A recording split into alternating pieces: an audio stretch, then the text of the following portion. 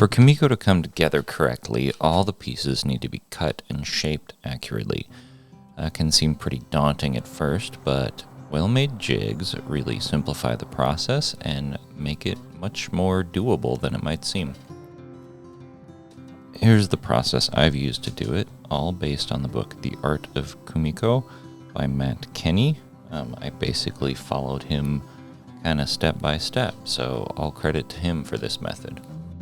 First, make a simple crosscut sled that fits your table saw, and this is going to be your Kumiko dedicated cutting sled. We're going to make 2 jigs that will let us create consistently spaced notches in the Kumiko pieces, and then create some simple little frames from those pieces. If you've ever used a jig to make finger joints, you'll find this process is pretty similar to that.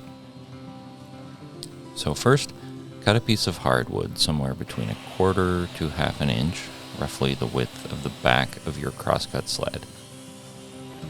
Exact dimensions are not super important for this. I just used a spare piece of ash that I had. Hold it firmly in the sled and cut a single shallow notch in it.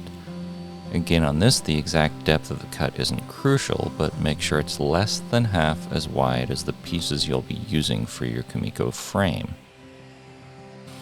Cut a pin to go in that notch, so cut a narrow piece the width of your saw blade's kerf.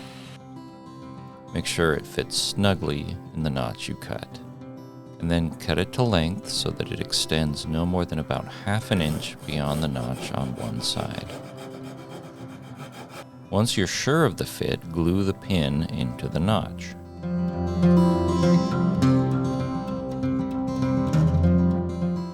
Next, we're going to attach the jig with its pin to the sled. So set the distance between the pin and the edge of the blade's kerf. I'm doing 1/2 inch here. You could use any measurement you want for this, but remember that this will be the base unit for all the cuts you make on the sled, and everything will be done in multiples of this length. I cut the notch at 1/2 inch, clamp the board to the sled, and screw it into place. So now we can make cuts that are consistently spaced, but to make squares that are bigger than 1/2 inch, we'll need to make another jig with a pin on it.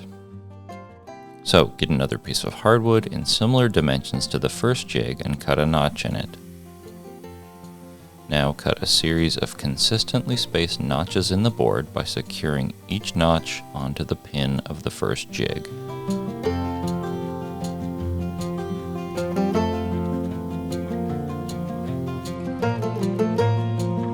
Now fit and glue another pin into the first notch you've just cut in the second jig.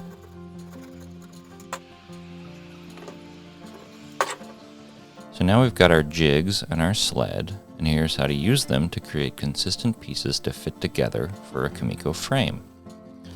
Mill a piece of the wood you've chosen for your Kumiko frame to the width you'll want for your frame. Here I'm making pieces that are about 5/16 of an inch wide.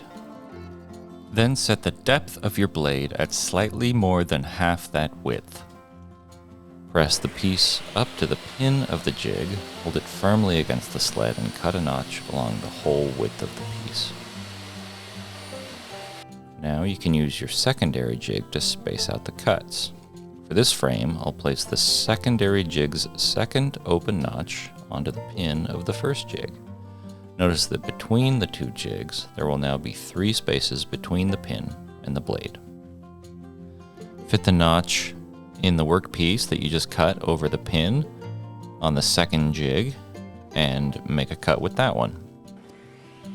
And repeat as many times as your design calls for.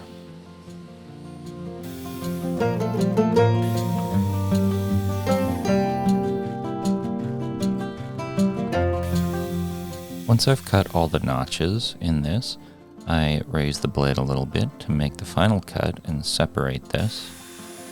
And I'm left with a piece with some consistently spaced grooves.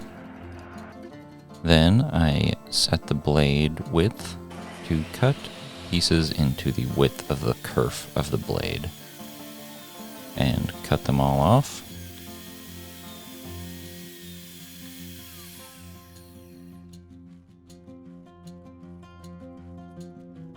Now I'm ready to fit the pieces together. Just a little bit of light pressure should do it, and they'll firmly be held in place. And there you have your Kumiko grid.